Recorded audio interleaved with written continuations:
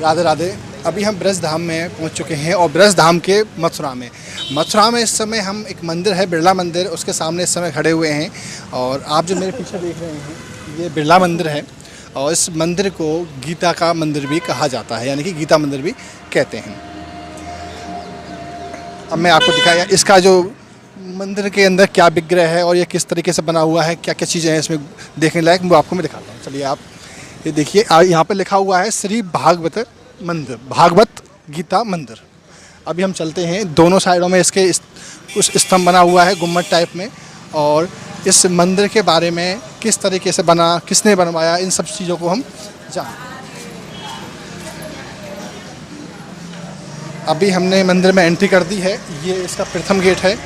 और उसके बाद में आप देख रहे हैं यहाँ पर ये कुछ स्टॉल वगैरह लगी हुई हैं, यहाँ शॉप वगैरह हैं जिस पर आप भगवान जी से संबंधित आप कोई भी प्रतिमा है उनकी ले सकते हैं, कुछ पोशाक वगैरह हैं वो ले सकते हैं। ठीक है, अभी हम चलते हैं, आपको दर्शन कराते हैं आगे। लेकिन मंदिर में दर्शन कराने से पहले मैं आपको दिखा दूं कि ये गरुड़ जी की प्रतिमा है।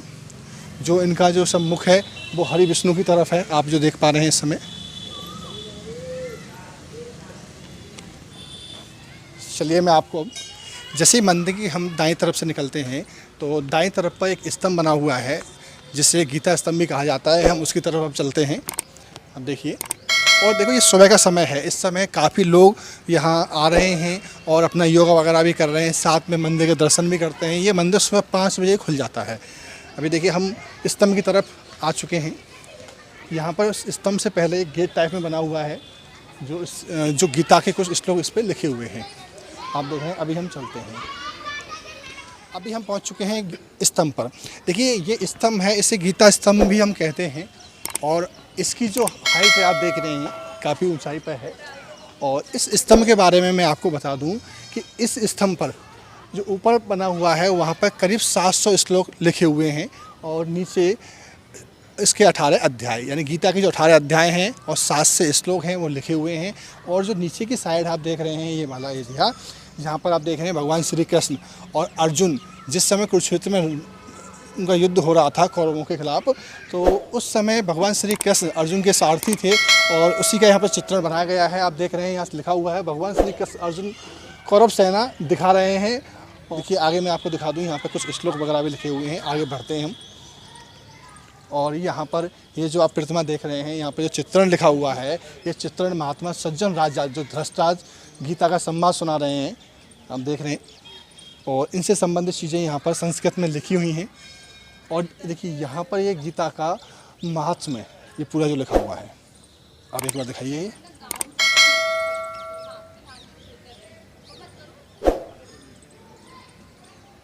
जैसे लिखा हुआ है सर्वोदय। अब हम आगे बढ़ते हैं तो आगे हम देख पा रहे हैं कि यहाँ पर इससे पहले बताया था कि धर्म के बारे में, और भगवान श्री कृष्ण इस समय बता रहे हैं कर्म के बारे में। आप ये देख रहे हैं भगवान श्री कृष्ण और अर्जुन है यहाँ पर, और लिखा हुआ है कि पुरुषोत्तम श्री कृष्ण अर्जुन को निष्काम कर्म का महत्व समझा रहे हैं। आप पूरा चित्रण के माध्यम से देख सकते हैं। ये चित्रण स्पष्ट करता है कि जब युद्ध हो रहा था तो अर्जुन उस समय अपने मार्ग से भटक गए थे, तो उनको सदमार्ग पर लाने के लिए भगवान श्री कृष्ण ने उनको अपने उपदेशों के माध्यम से समझाया था। इधर भी आप देखिए, ये योगेश्वर श्री कृष्ण मोहग्रस्त अर्जुन जो हो चुका था उसको युद्ध का उपदेश दे रहे हैं। यहाँ भी ये पूरा चित्रण के माध्यम से आप देख सकते हैं। अगर आपने गीता पढ़ी है या महाभारत देखी है तो आप इनको बखूबी तरीके से समझ सकते हैं। चलिए हम आगे एक और दिखाता हूं मैं आपको नीचे की तरफ। क्या जैसे ही हम स्तंभ से नीचे की तरफ आते हैं तो नीचे की तरफ यहाँ पर एक रथ बना हुआ है, और ये रथ इस चीज़ का प्रतीक है कि जब कुरुक्षेत्र में युद्ध हो रहा था, भगवान श्री कृष्ण जब सारथी थे अर्जुन के और कौरवों का युद्ध था, तो उस समय रथ पे ही जो प्रतिमा बनी हुई है इसी टाइप का एक रथ था जिस पर चढ़ कर के भगवान श्री कृष्ण सारथी होते हुए अर्जुन ने युद्ध किया था कौरवों के साथ में, और इसको कहते हैं गीता रथ। आप देख रहे हैं यहाँ पे बना हुआ है किस तरीके से, ये पत्थर से बना हुआ है और ये लाल बलुआ पत्थर का है, और इसमें संगमरमर का भी इसके अंदर कुछ चीज़ें बनी हुई हैं, और कुछ जैसे कि अश्व का जो रंग होता है उसको पूरी तरीके से इसमें बनाया गया है। ये पत्थर की प्रतिमा है। ये देखिए यहाँ लिखा हुआ है गीता रथ, ये गीता रथ है, आप वैसे भी पढ़ सकते हो। और इसके अंदर एक रखी हुई है गीता, वो भी मैं उसका भी आपको दर्शन करा देता हूँ। अब देखिए ये जो लिखी हुई है ये गीता है। ये गीता का उपदेश ही दिया था श्री कृष्ण जी ने अर्जुन को। चलिए हम आगे बढ़ते हैं और यहाँ पर कुछ चीज़ें और भी हैं। स्तंभ बना हुआ है उसकी दक्षिण की तरफ, यानी कि अगर हम बात करें तो स्तंभ के पीछे की तरफ एक मंदिर बना हुआ है जो आप पीछे देख रहे हैं, ये मंदिर है और ये दक्षिण मुखी हनुमान जी का मंदिर है। मैं आपको इस विग्रह के भी दर्शन कराता हूँ और मैं आपको यही बताऊंगा कि भगवान हनुमान जो हैं, हनुमान जी का मंदिर है और इनको दक्षिण मुखी हनुमान जी क्यों कहा जाता है। इसके पीछे भी कई कारण हैं, लेकिन एक विशेष जो कारण है इसके बारे में मैं आपको बताता हूँ। लेकिन सर्वप्रथम आप मेरे साथ हनुमान जी के दर्शन करिए।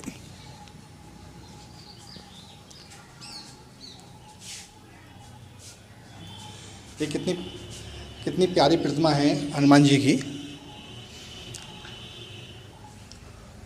अभी आपने हनुमान जी के दर्शन किए और ये दक्षिण मुखी हनुमान जी क्यों है इसके बारे में आपको बता देता हूँ कि इनका जो सम्मुख है वो दक्षिण की तरफ है। ये इसका मुख्य कारण है कि इन्हें दक्षिण मुखी हनुमान जी कहा जाता है। अभी हम अंदर चलते हैं और अंदर पहुँच के मैं आपको उस विग्रह का दर्शन कराऊंगा जिसके लिए हम यहाँ पे आए हैं और यहाँ के जो सेवायत हैं, यहाँ के जो महाराज जी हैं उनसे भी बातचीत करने का हम प्रयास करेंगे। और ब्रज धाम की नगरी में मथुरा में एक मंदिर स्थित है, बिरला मंदिर। यहाँ पर अब आए हुए हैं और यहाँ महाराज जी से जानेंगे कि इस मंदिर के बारे में कि ये मंदिर क्यों बना हुआ है और किसने बनवाया था और यहाँ पर किस भगवान की प्रतिमा है और उनका क्या महत्व है। राधे राधे महाराज जी। हाँ जी, हाँ जी। महाराज जी, इस मंदिर के बारे में हम जानना चाहेंगे कि ये जो मंदिर है ये किसने बनवाया था और इस मंदिर की क्या मान्यता है। ये हमारे जुगल किशोर बिरला हुए थे, उनकी माता पिता की स्मृति में ये मंदिर बनवाया। बिरला जी ने बनवाया, इसलिए इसको बिरला मंदिर कहते हैं। वैसे मंदिर का नाम है श्रीमद् भगवद गीता बिरला मंदिर। उस समय का स्वरूप है श्री कृष्ण का, जिस समय महाभारत में भगवान ने ये प्रतिज्ञा की कि मैं युद्ध में शस्त्र नहीं उठाऊंगा और उधर से कौरवों की तरफ से भीष्म पितामह ने ये प्रतिज्ञा की भगवान से युद्ध में शस्त्र उठवाऊंगा। भगवान के परम भक्त भीष्म पितामह, इसने भगवान ने अपने भक्त की प्रतिज्ञा रखने के लिए जब इस युद्ध प्रारंभ हुआ है तो उस समय भगवान ने अपनी प्रतिज्ञा तोड़ करके रथ का पहिया उठा करके चक्र बना लिया है। पर प्रबल प्रेम के पाले पड़ के प्रभु को नियम बदलते देखा, अपना मान भले ही टल जाए पर भक्तों का मान न टलते देखा। भगवान अपने भक्तों के लिए सब कुछ त्याग देते हैं, अपनी प्रतिज्ञा तक तोड़ देते थे। भीष्म पितामह युद्ध करने के लिए गए तो ये प्रतिज्ञा कर के गए, आज हरि न शस्त्र गावों तो लाजऊं गंगा जननी को शांतन सुत ना गावो। आज भगवान श्री हरि को युद्ध में मैं शस्त्र नहीं उठवाया तो मैं गंगा जी का शांतनु का पुत्र नहीं कहलाऊंगा। युद्ध प्रारंभ हुआ है, भयंकर युद्ध हुआ है और भीष्म पितामह ने अर्जुन के समेत रथ को ढक दिया है। भगवान ने देखा कि भक्त है मेरा, भगवान सब कुछ कर सकते थे लेकिन नहीं, अपनी भक्त की प्रतिज्ञा रखने के लिए रथ से उतर गए हैं, रथ का पहिया उठा करके चक्र बना लिया है, अपनी प्रतिज्ञा तोड़ करके। उस समय का ये स्वरूप श्री कृष्ण का है। सर, यहाँ भगवान श्री कृष्ण के अलावा और किन किन के यहाँ पर विग्रह हैं? साइड में लक्ष्मी नारायण का विग्रह है, दूसरी साइड में श्री राम सीता जी का विग्रह है और बाहर दक्षिण मुखी हनुमान जी का मंदिर है। भगवान के सामने गरुड़ जी महाराज विराजे हुए, ये हमारी प्रतिमा है।